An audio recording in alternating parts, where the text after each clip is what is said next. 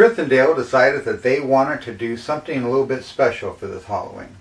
Since Halloween had fallen on a Friday, they had done most of the Halloween going around to different amusement parks, and it was a Saturday.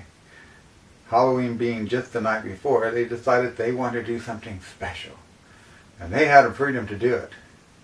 Chris's girlfriend decided that she wanted to come along too for the ride. But Chris and Dale decided, where are we going to go? They threw around that evening some ideas about going to Black Star Canyon Road, where Dale had chimed in about the fact that he knew a place that wasn't too far from there, kind of in the same area, that was actually that of an old church. He heard it had been haunted with spooks and stuff because there was a graveyard that was behind the church. So they decided, we'll do that tonight, but when should we leave? Let's do it tonight around midnight or so. Everyone agreed. It sounded like a good plan. He had an old Dodge 74 Dodge van. Did I say that twice? And what he decided to do was get the two of them in the front. Now there were two seats in the front of the vehicle, and there was a big bed like in the back. But they actually brought a chair that they could put Chris's girlfriend in the middle. But anyway, most of the time she sat in the back. So they took off, headed out to the freeway. When they got on the freeway, they're like, where is it? Chris was like, I think it's up down over here for Carbon Canyon. Dale goes, okay, then let's get off over here. I think that graveyard's not too far from here. They got off the freeway, got onto the main road. Basically what they were seeing at the time was a lot of what you see everyday ordinary. Chris was saying, well, this isn't really that great of a ride. Are you sure we're going the right way? Dale said, I think so. Soon as they were venturing on, the night kind of changed a little bit. It was already dark, and there were some nucleus clouds in the sky, and it did do a little bit of drizzling, just enough to get the windshield wet, but nothing major. Dale said, well, I think what we need to do is go up this mountain here. So they went up this mountain, started going up this old road, which originally first started off, there was like houses and stuff and trees and neighbors and stuff, but the houses soon seemed to fade away, and as they did, they started coming to more and more where it seemed more of a forest. And they drove along. Chris's girlfriend said, are we going the right way? Dale goes, yeah, we're going the right way. I remember this. Chris goes, oh, you've been up here before? Yeah, I was here once before with a friend, and I just didn't really quite remember the area. So they ventured off and kept on going. They kept seeing, mostly darkness. There wasn't so much street lights around them. Well, they came up to a part in the road that looked like there was something in the distance. And Chris goes, oh, that must be the old graveyard up there. Well, he thought it was because what he was seeing was the old cross-looking thing that was up in the distance, and it could have been a church. So he just assumed that that's what that was. As they grew a little bit closer and getting closer and closer to it, what they did notice was there was something standing on the road. They weren't really sure what it was. Chris's girlfriend said, is that people that are standing on the middle of the road? What is that? They're getting a little bit closer and closer and closer. They just see like the blob of look like people, but then they noticed the blob started separating, and as it separated, Chris looked at it. I don't think those are people.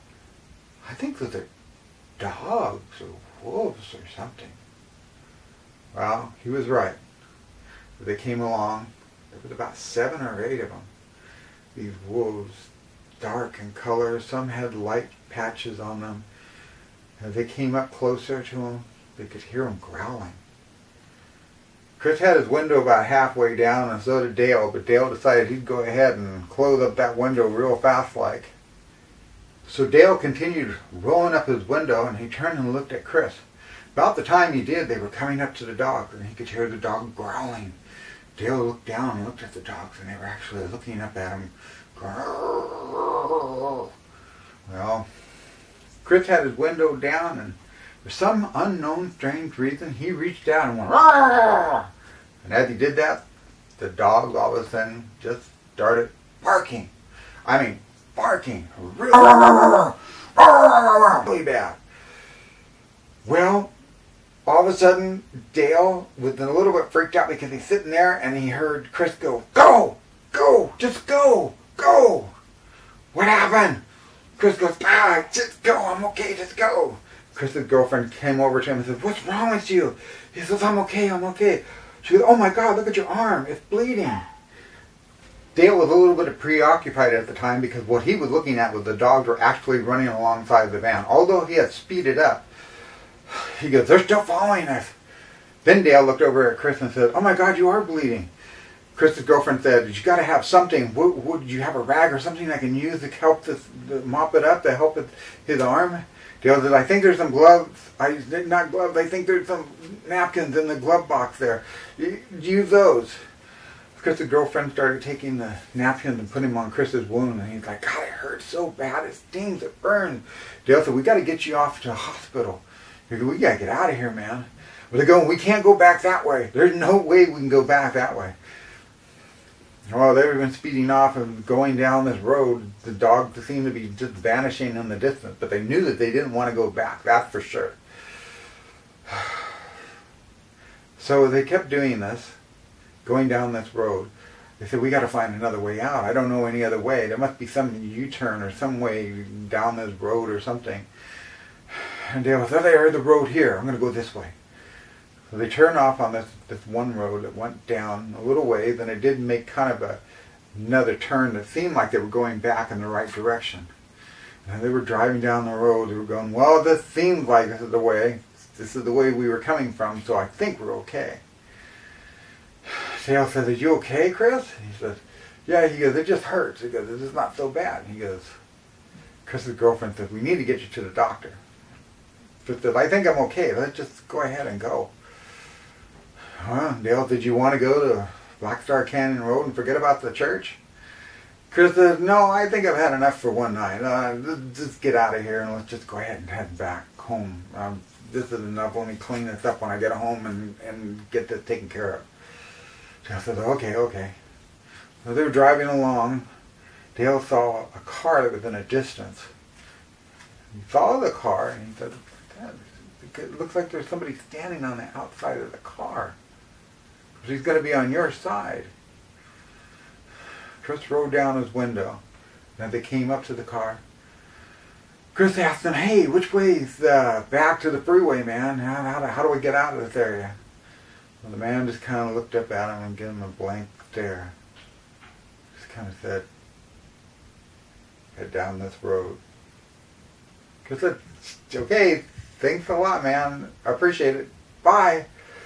Dale took off, kind of speeded on the, kind of a jackrabbit kind of start. But anyway, they kept on going down the road, and the man was right. And they started feeling a little bit better when they started seeing surrounding the, houses and street lights and stuff. And they did come to where the freeway on-ramp was. They got on the freeway, started heading off. Now they're a little bit braver because they're out of trouble, and they felt that, no, we're just not as scared as we were before. They are tired. It is closer to the morning. We did lose a couple hours. So. Coming in exhausted, Dale drove up to Chris's house. Chris and his girlfriend got out of the car. He said, "I'll call you in the morning." He goes, "All right, man." I go, "You sure you don't want me to take you to the hospital?" He goes, "No, I'm fine, man. I'm just going to go clean it up." He goes, "Okay, good night." Girl, good night.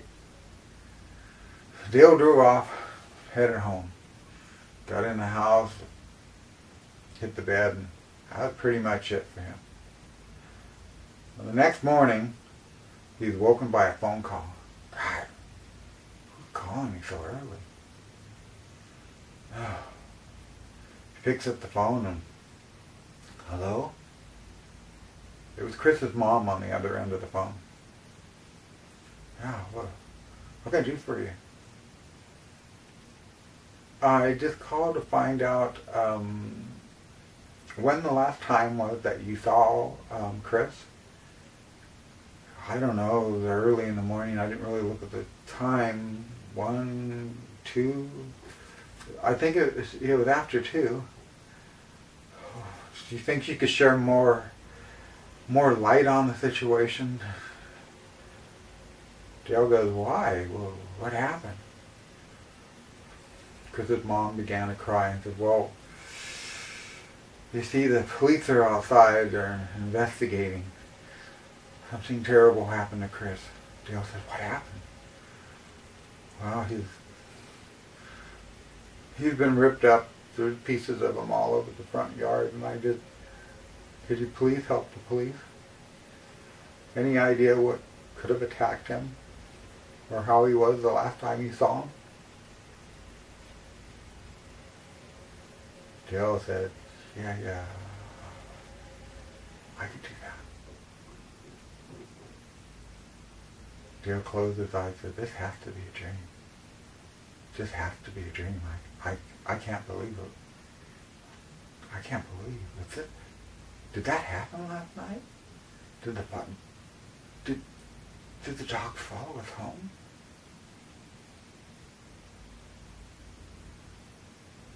Hey, if you like what you saw, don't forget to like and subscribe, and we'll see you next time. Thanks so much for tuning in to Deep Insomnia. Happy Halloween, everyone. Good night, everybody.